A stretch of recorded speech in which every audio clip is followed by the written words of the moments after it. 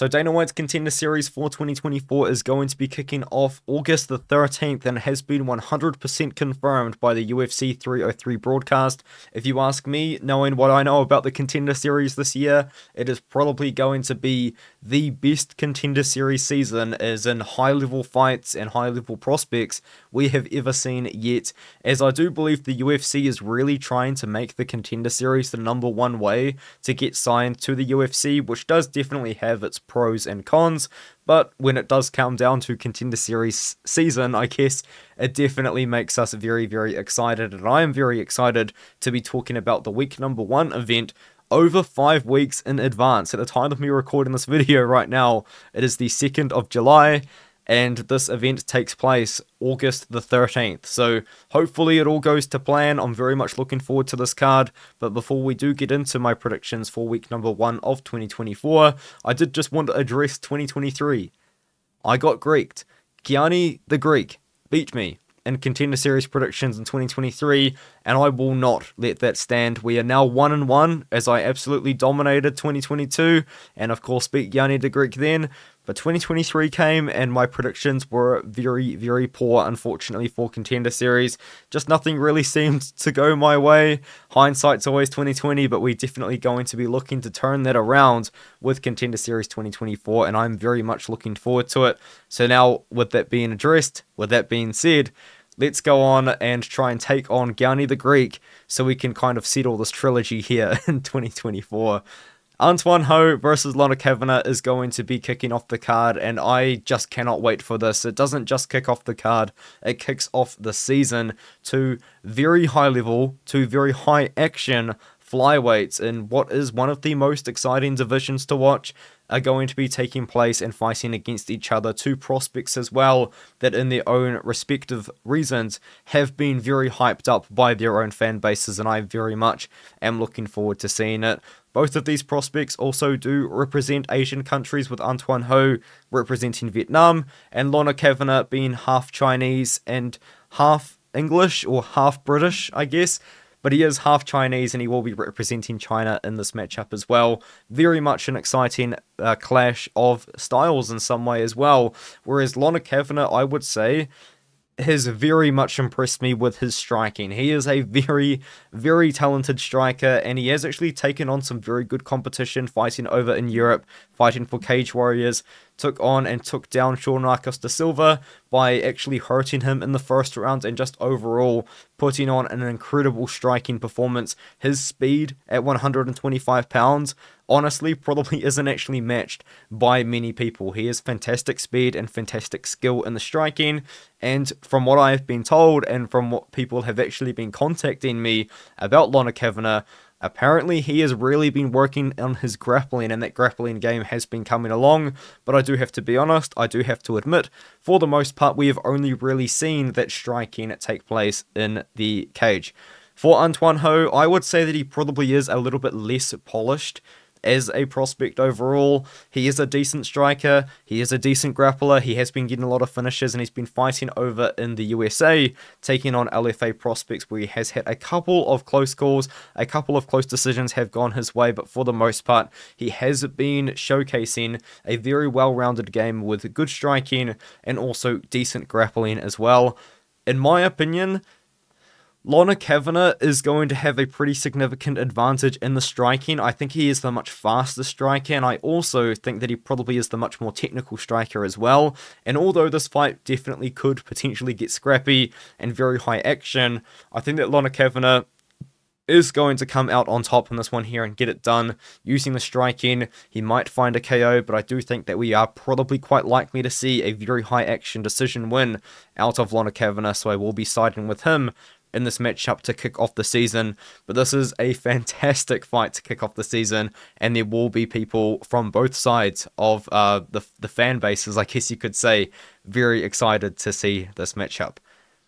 And now the next one is Icaro Brito fighting against Ernie Juarez. And I find this one actually relatively hard to predict, to be honest with you, because Icaro Brito is a very good, very flashy, very tall Muay Thai striker here at 145 pounds, and he's going to be taking on Ernie Juarez, who is coming up through Uriah Faber's promotion, and Uriah Faber's promotion, in my opinion, is a very good promotion to see up-and-coming prospects, as he has actually been kind of developing in his promotion some very good fighters, such as Peyton Talbot, and of course Ernie Juarez, as you can see here, Uriah Faber's A1 Combat on the UFC Fight Pass, a great promotion to keep your eye on, whereas Icaro Brito fought recently for the LFA and actually has had quite a few fights cancelled recently, and he actually had this most recent fight cancelled, which was meant to take place in April, actually cancelled so he could then accept this fight here against Ernie Juarez. Now, Ernie Juarez is interesting to me because I actually think he is a much better grappler than striker,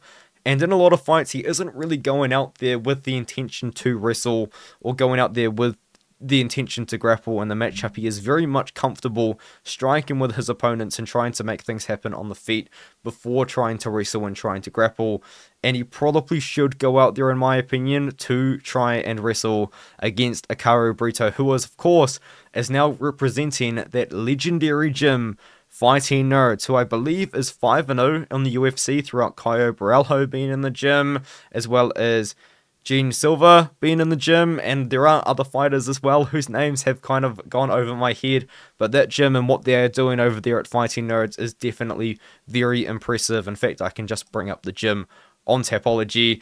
They have a lot of prospects on there. They have Carlos Prates there, Caio Borralho, of course, Gene Silva, Yair Farias, who was actually on the Contender series last year, Mauricio Ruffi, who is very hyped up, and if things go his way, potentially has a very big fight coming up as well in the UFC that hasn't been announced yet.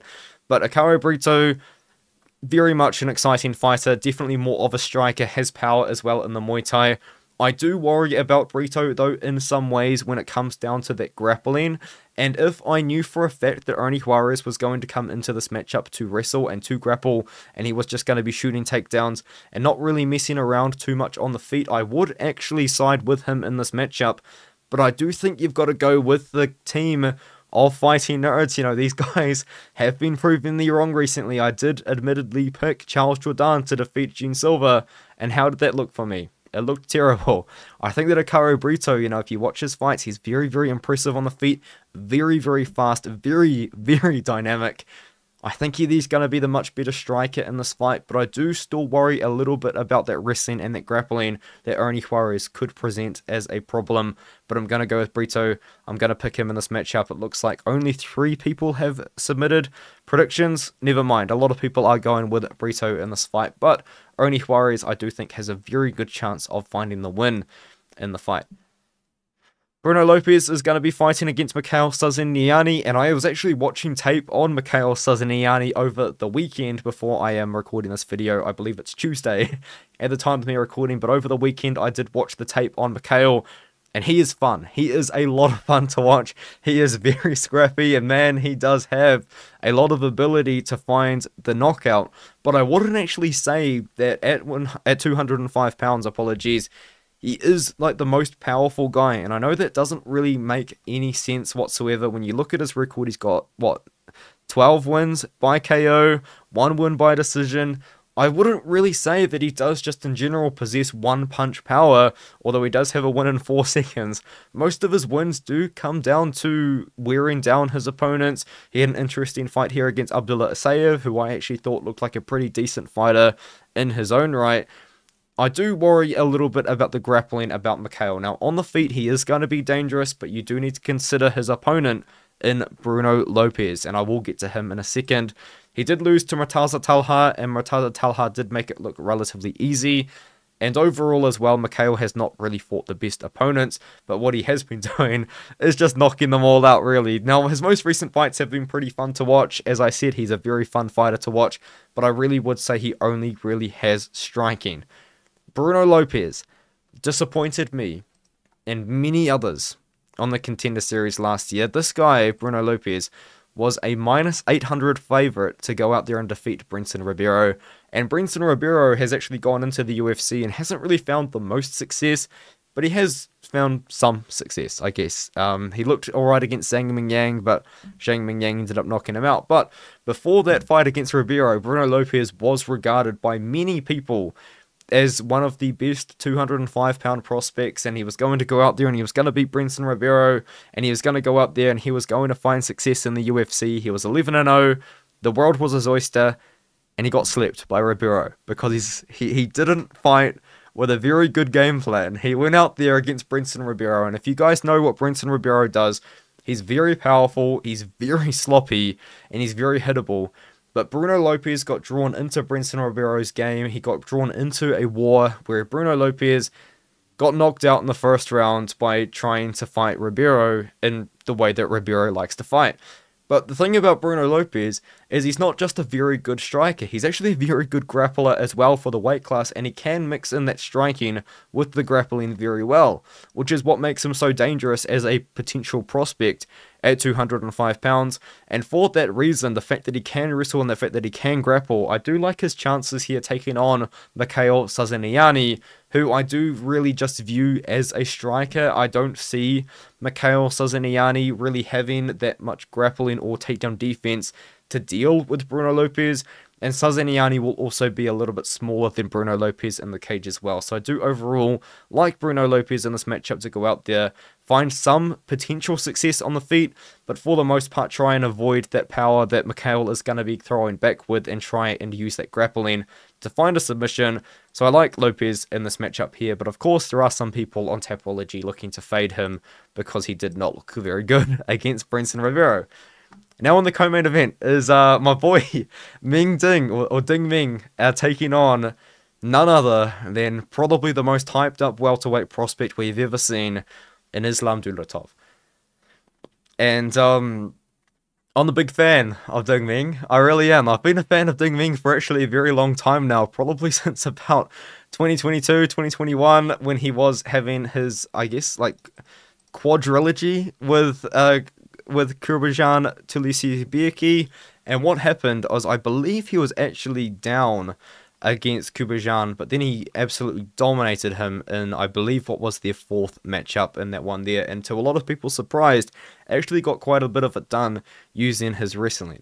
But Meng Ding is not a wrestler at all. He is a striker, and he is a very good striker as well. He looked very good against Tailaki Niraji, who is actually gone on now to become a very good prospect, and I believe is on a UFC development contract. Correct me if I'm wrong in the comments, because he went out there, dominated Han Xiao King, and looked really good, and has now been fighting for Niza FC and M1 Global in Russia. Looked amazing against Shlemenko, but that's not what we are here to talk about. We're here to talk about Ding Meng, and Ding Meng shut him down with his striking. And Ding Meng has professional kickboxing background as well. Those fights are surprisingly a lot easier to find than his MMA fights, but of course a lot of you guys will probably want to know, if you're looking to do tape on him, how to find his fights. And the easiest way to do it is actually to search up his name in Mandarin or in Chinese.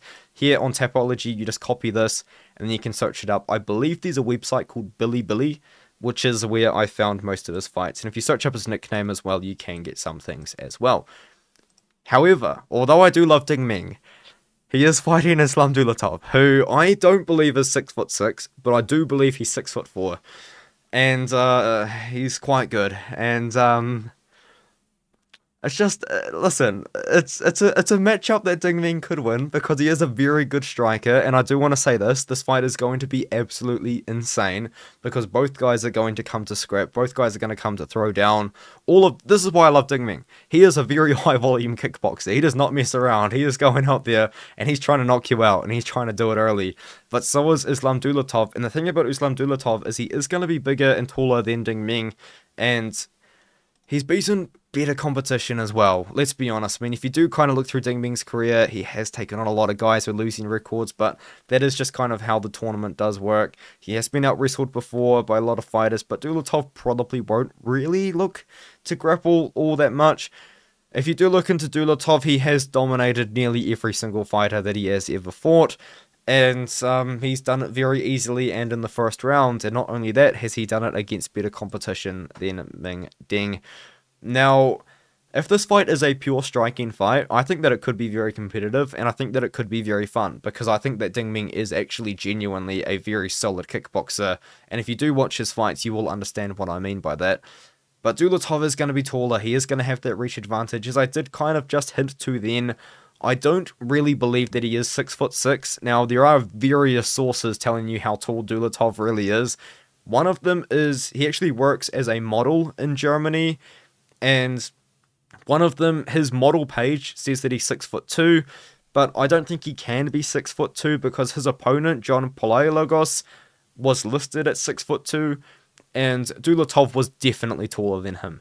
However, he wasn't 6'6" taller than him, so I actually believe it's kind of in between those heights, and I think that Dulatov is 6'4" at 170 pounds, so he is very tall, but he's also a very talented kickboxer, and I do think that we're going to see Islam Dulatov go out there and really have a very fun fight against Ding Meng, but I think that he probably is going to knock out Ding Meng, who has been finished before, and probably by lesser fighters than Dulatov. But it hurts me to say that, because I have had to pick against a fighter that I am a big fan of in Ding Meng, and it looks like the majority of Tapology is also picking Dulatov to win. There isn't really many words to describe how much of a hyped up prospect Islam Dulatov is.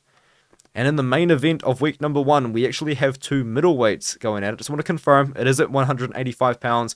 And you will see this as a little bit of a theme throughout the Contender series, because it does seem like the UFC is looking to find more middleweight prospects in their division, and that's what they're doing right now. We've got Mansur Abdul-Malik fighting against Wes Schultz. And I do love Wes Schultz's nickname, Party Time. I believe his Instagram handle is Party Time MMA as well. It's brilliant. But I do think that Mansur Abdul-Malik is going to win this one here. It is a matchup between 2 wrestlers, and the difference between the two is that I have seen Wes Schultz out-wrestled before, and it was against Dylan Budka, who couldn't out-wrestle Cesar Almeida.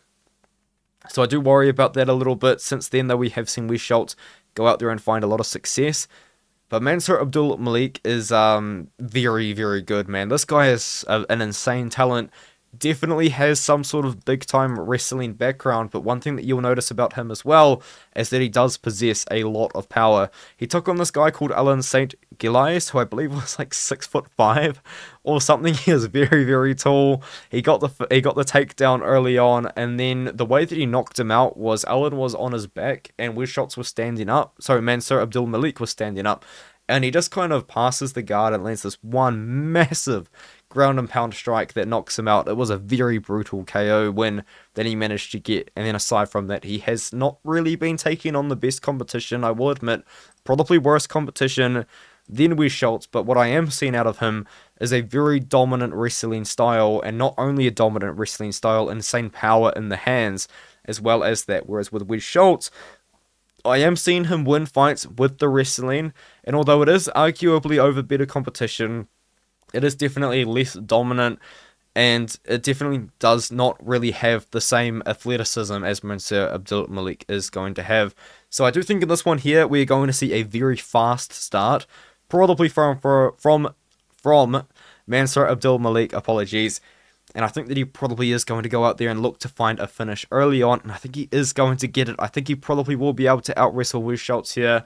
Wes Schultz, if he was to win this one here, I think he would have to actually potentially engage in the wrestling in his own right and getting the takedowns. But I do just worry about that one performance he did have against Dylan Budka, who was able to out-wrestle him and wasn't able to out-wrestle Cesar Almeida in the UFC. So I like the matchup for Mansur Abdul-Malik. I think that he's going to go out there and find the knockout, and it is also worth noting that he does train out of a pretty big gym in MMA Masters, and if I'm not mistaken, does Colby Covington still train at MMA Masters as well as Themba Gorimbo? Ilya Topuria apparently is training there too. I thought he didn't train in the US, but that's good to know, I guess. Yeah, a lot of UFC fighters. Giannis Wekar, who's on the Ultimate Fighter, is training there. He's going to have very high-level training partners at MMA Masters, including Themba Gorimbo and, of course, Colby Covington. I like Abdul-Malik here. I think we're probably going to find a knockout, a finish from him. And with all of that being said, that's my week number 1 predictions. Betting odds wise, I would probably assume that all of the guys that I did just pick are going to be the favorite, but I think out of any of them, if there was going to be a good underdog pick, I actually think that Ernie Juarez could be a good one because he's well-rounded. And then maybe Ding Meng. If the odds are crazy, I think Ding Meng has a real shot. He is a very good, talented kickboxer. But with all of that being said, I'll see you guys in the next video.